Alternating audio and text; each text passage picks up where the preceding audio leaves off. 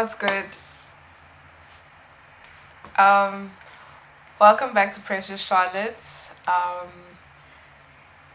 This is our part 2 in our mental health series, and in this video, we just diving deeper into the conversation. We're really talking about expectations when you're going through something of this nature. So this could be expectations from yourself, expectations from your surroundings, your family, your friends, and how to go about, maybe not how to go about that, but like how it Just to can, be aware, yeah, like of your stresses or triggers. yes, because expectations can serve as things that really set you off from a path of, or from a place of, I don't know, Feeling good. feeling okay. Yeah. Expectations could mean like, or expectations mean expectations. But like, it's a thing that you have so many things that, or achievements, or lifestyles that are expected of us, and then like what happens is most of these lifestyles clash most of the time, and like just we're into different social groups and subcultures and cultures, and they all expect something from us, and what happens is when these things clash, they leave you in a place where you don't know what's going on. So you're trying to juggle. You're trying to not please, but like satisfy the expectations that are expected of you, because for you to belong into that group, or to belong to, sometimes it is pleasing maybe your mom or your dad or your family, which is a social relation, I think.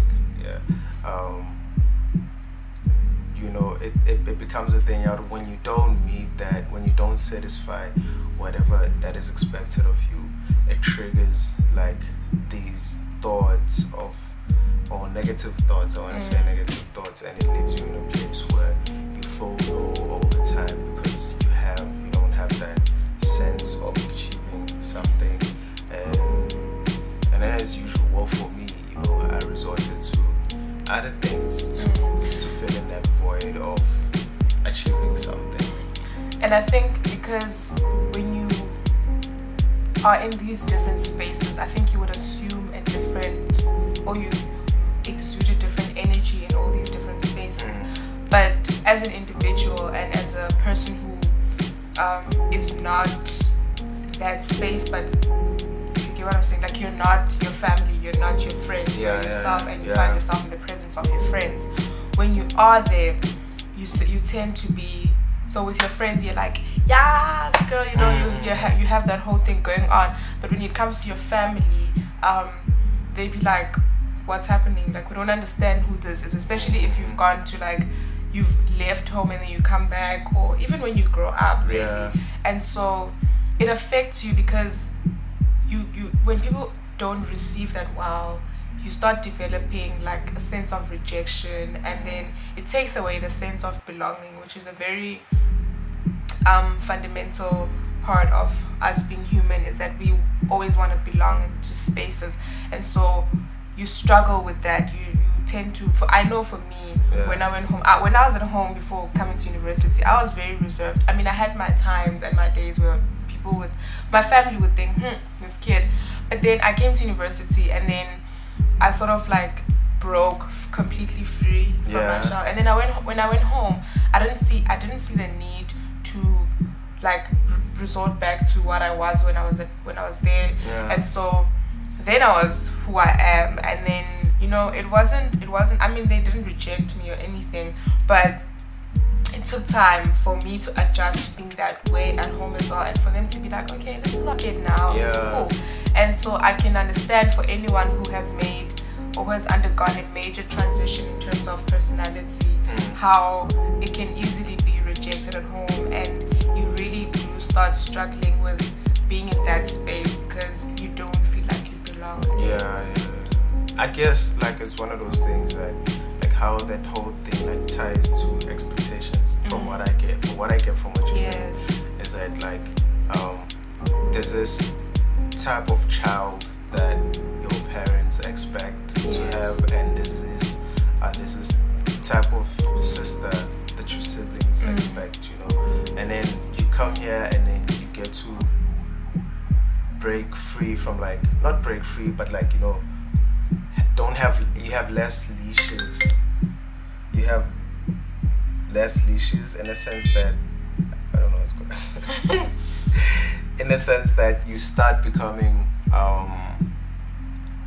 more of yourself because you don't constantly have the expectations like in your head. This is what my mom wants to see from me. This is what my dad wants to see from me. So when you're far from those expectations, when you go back home, it becomes a different feeling because you feel like you need to suppress because the person you are now is not the person you were, or is not the person you feel like your parents would want you to be.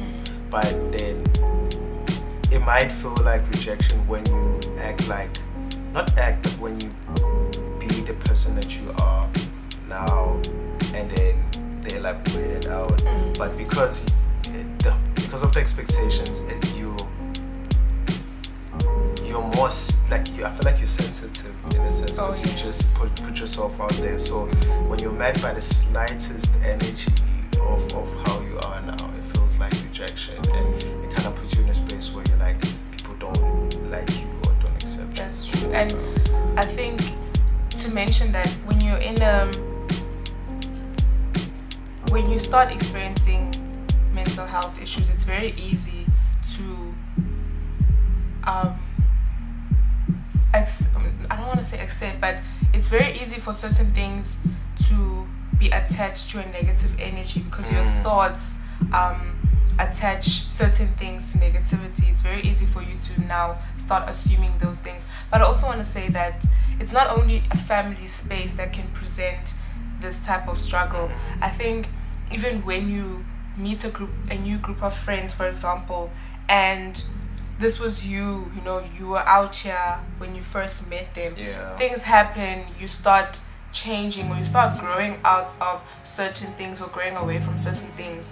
When you start presenting yourself in this new light, your friends could still be either expecting you to be the same Masachama that they met in the beginning, or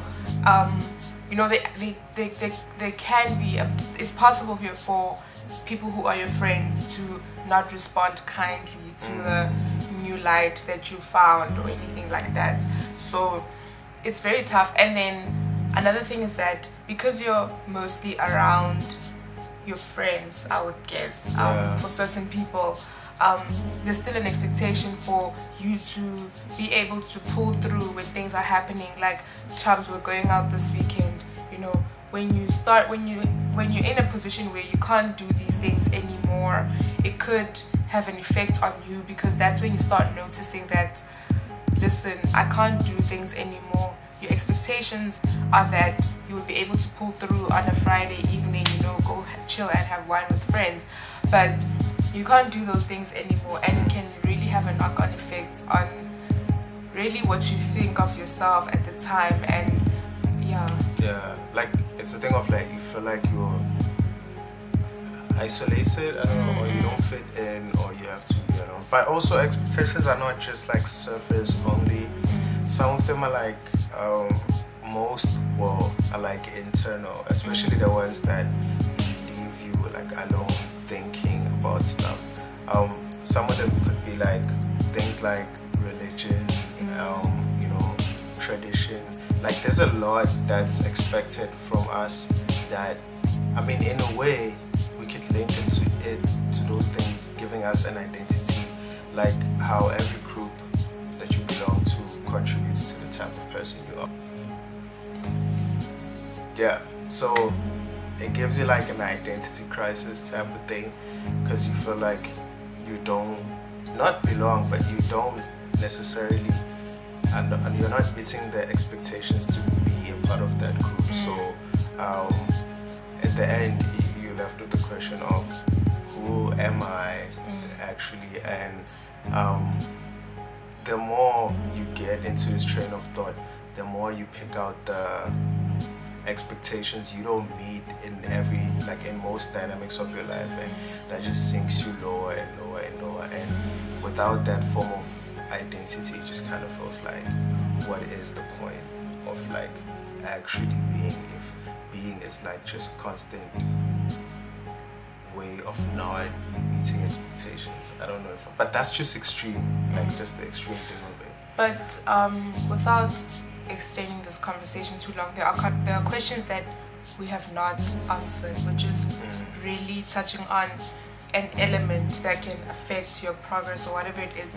The question of why do we have a constant need or a constant need to feel like we belong somewhere? Why do we feel like we need to live up to certain expectations? Questions surrounding why, if we've assumed a certain personality and then we present it to people, why is it when people act like with an energy, with a negative energy, or just an energy of not incomplete acceptance of who you are, why do we get affected by things like that?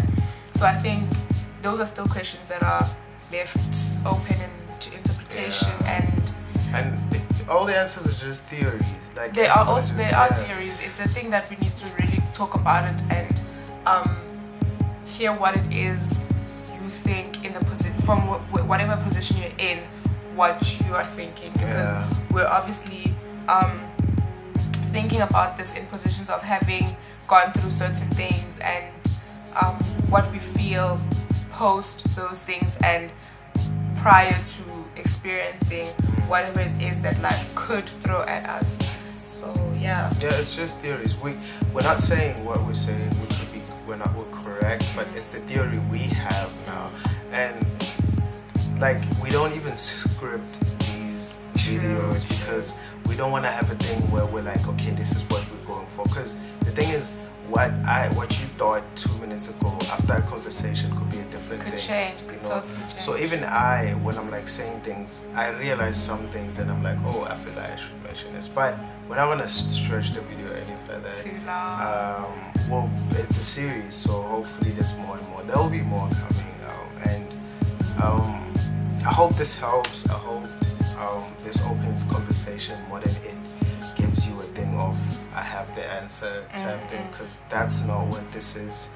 It's really just we're just opening space for talking about these things. And we'll stop right here, you guys. We'll stop right here, and thank you so much for watching. If you enjoyed this video, please do give it a thumbs up. If you have anything to say, hopefully you do engage with us and we expand the space.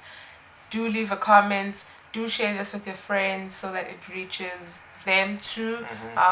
You don't know what anyone is going through, so any bit of help, any bit of reach could do somebody a lot of good. But only if you have it in you too. Yes, only it shouldn't tax you to try and reach out. Wow, whole different conversation. We're just gonna leave. Okay, bye guys.